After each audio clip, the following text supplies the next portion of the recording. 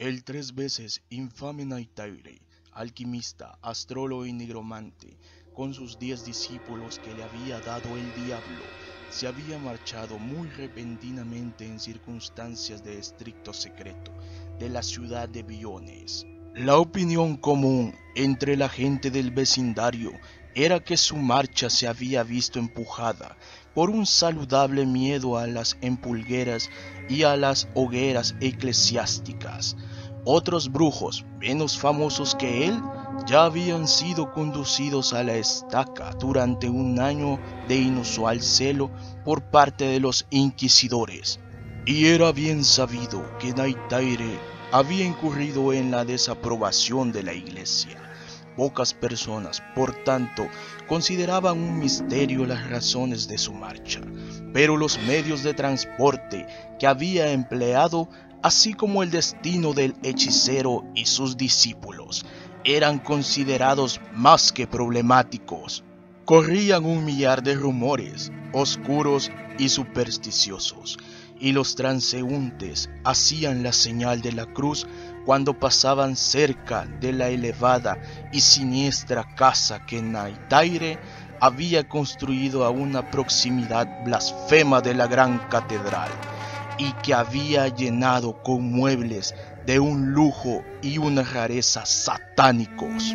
Dos ladrones valientes que habían penetrado en la mansión cuando el hecho de que estaba abandonada se confirmó, informaron que muchos de sus muebles, así como los libros y el resto de las propiedades de Naitaire, habían partido aparentemente con su dueño, sin duda hacia la misma frontera.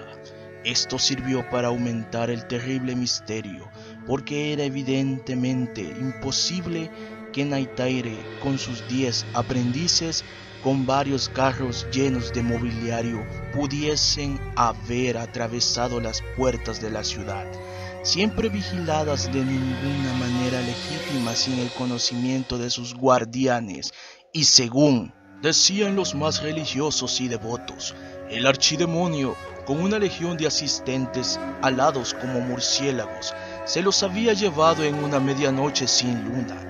Habían clérigos y también respetables ciudadanos que decían haber visto el vuelo de oscuras formas, parecidas a hombres, contra las borrosas estrellas junto a otras que no eran hombres, y haber escuchado los gritos quejosos del grupo destinado al infierno, mientras desaparecían en medio de una nube maléfica a través de las murallas y los tejados de la ciudad. Otros pensaban que los hechiceros se habían marchado de Biones, utilizando sus propias artes diabólicas, y se habían retirado a algún desierto poco frecuentado, donde Naitaire, quien había tenido mala salud desde hacía largo tiempo, pudiese morir en medio de la paz y serenidad de que pueda disfrutar alguien que se encuentra entre las llamas de un auto de fe y las de Abaddon. Se decía que había hecho su horóscopo por primera vez en sus 50 y pico años, y había leído allí la inmediata conjunción de planetas desastrosos que significaban una muerte temprana. Todavía otros, entre los que se encontraban ciertos astrólogos rivales y hechiceros, decían que Naitaire se había retirado de la vista del público simplemente para poder comunicarse sin interrupción con varios demonios ayudantes, y así poder tejer, sin ser molestado, los negros hechizos de una malicia suprema y licantrópica. Estos hechizos serían a su debido tiempo sentidos sobre Biones, daban a entender y quizás sobre la región de Abaronne entera, y sin duda tomarían la forma de una peste terrible, una invasión de buitres o una incursión por todo el reino de Incubus y Sucubos. Entre el palpitar de extraños rumores fueron recordadas muchas historias medio olvidadas, y muchas leyendas fueron creadas de la noche a la mañana. se sacó mucho partido del oscuro nacimiento de Naytaire y de su sospechoso vagabundeo antes de establecerse 6 años atrás en Byons. La gente dijo que había sido engendrado por un demonio, como el afamado Merlín, siendo su padre nada menos que un personaje como Alastor, el demonio de la venganza, y su madre una bruja deforme y enana. Del primero había recibido su mezquindad y maldad, de la segunda su físico rechoncho y ridículo. Había viajado por tierras orientales y aprendido de maestros egipcios o sarracenos el arte maldito de la nigromancia, en cuya práctica no tenía rival. Había negros susurros respecto al uso que había dado a cuerpos largo tiempo muertos, a huesos sin carne y a los servicios que había conseguido de hombres muertos, a quienes tan solo el séptimo ángel podía despertar legítimamente. Nunca había sido popular, aunque muchos habían buscado sus consejos y ayuda para el progreso de sus propios asuntos, más o menos turbios.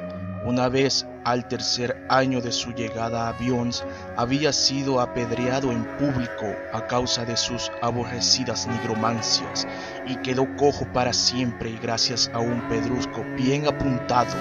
Esta afrenta, se pensó, él nunca la había perdonado, y se decía que respondía al antagonismo de los clérigos con el odio fiero de un anticristo. Aparte de las brujerías maléficas y los abusos que por lo general se sospechaban de él, se le había considerado desde hacía tiempo como a un corruptor de la juventud.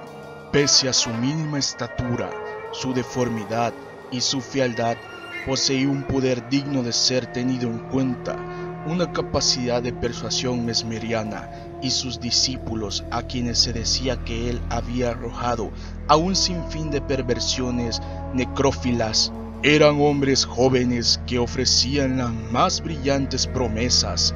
En conjunto, su marcha fue considerada como una oportuna liberación del mal. Entre la gente de la ciudad hubo un hombre que no participó en los siniestros rumores ni en las espeluznantes especulaciones. Este hombre era Gaspar du Nord, él mismo un estudiante de las ciencias prohibidas, quien había estado durante un año entre los discípulos de Naytaire, pero había elegido retirarse tranquilamente del hogar del maestro después de descubrir las barbaridades que acompañarían una iniciación más avanzada. Él, sin embargo, se había llevado consigo muchos conocimientos raros y singulares, junto con una cierta comprensión de los temibles poderes y los motivos oscuros, como la noche del nigromante. A causa de sus conocimientos y de su comprensión, Gaspar prefirió guardar silencio cuando conoció la marcha del nigromante. Además, no le había parecido bien revivir el recuerdo de su pasado pupilaje. Solo con sus libros,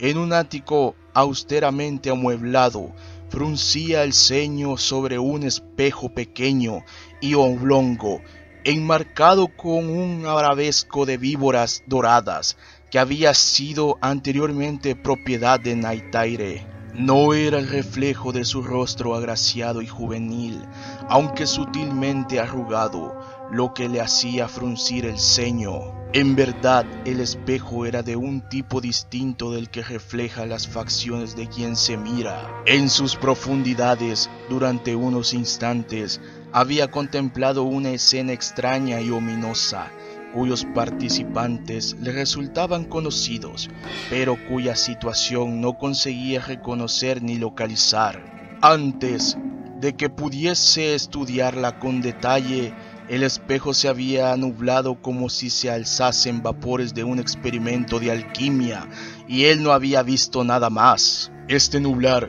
reflexionó, solo podía significar una cosa: Naytaire se había sabido vigilado y había lanzado un contrahechizo que había dejado inútil el espejo vidente. Fue él darse cuenta de este hecho, junto con el breve y siniestro vistazo a las actividades actuales de Naytaire, lo que preocupaba a Gaspar y provocaba que un horror frío se acumulase lentamente en su mente, un horror que todavía no había encontrado una forma palpable o un nombre.